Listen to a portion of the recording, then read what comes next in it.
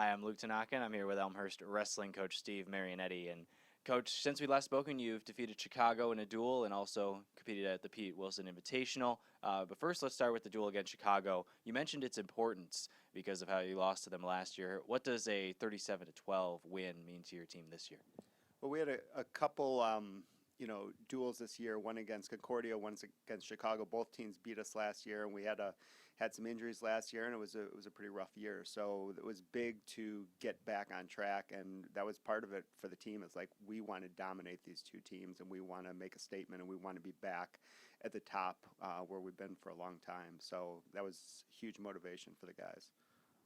One of the key bouts we were talking about before was Keone Durain against Nicholas Ferraro, and Durain came out on top in that one, 7-1. But perhaps the most interesting story at 165 has been that we've seen both Nick DiNardo and Durain at different points in the season.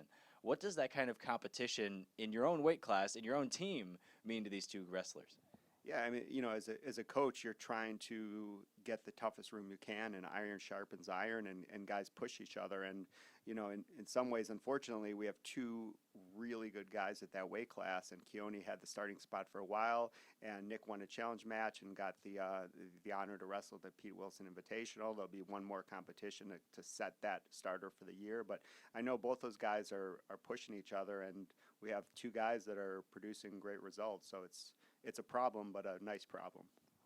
At 174, we talked about Mitch Morris and Paul Papaseats, and Papaseats got the better of that matchup, not only in the duel, but also at the Pete Wilson by decision, and a lot closer, 6-5 at the Pete Wilson. So what is Morris, what's the key for him now as the calendar turns to February at 174?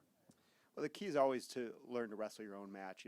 The dual meet against Chicago, Mitch really wrestled Papaseats' match, and the guy had a great match. He had his game plan, and he executed it perfectly. Mitch made some great adjustments this duel, but these are two really tough guys, and he made it close, but couldn't pull that one off. So it's back to the same thing, trying to get Mitch to attack the way he attacks and not fall into the other guy's game plan.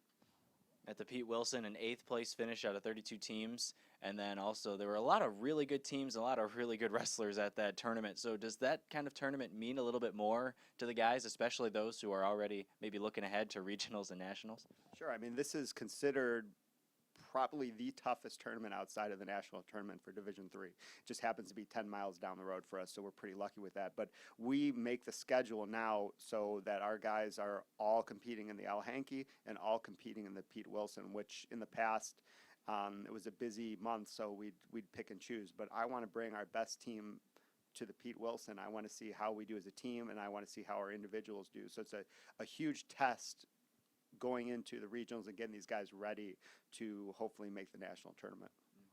And one of those big bouts that we saw at the Pete Wilson was Cody C against Jimmy Niels, and Niels coming out on top with a third period takedown. What does a win like that at the Pete Wilson mean for him at this juncture of the season? Well, Jimmy had a bunch of really great wins at the tournament. I think there were 5 guys that were ranked in the top, 8 in the country. So this was literally a mini national tournament for that weight class, and for Jimmy to come out, I mean, this is huge for seeding for him going into the regional, and it's just huge for his confidence. We just talked about him trying to separate himself in the pack, and that tournament he did it.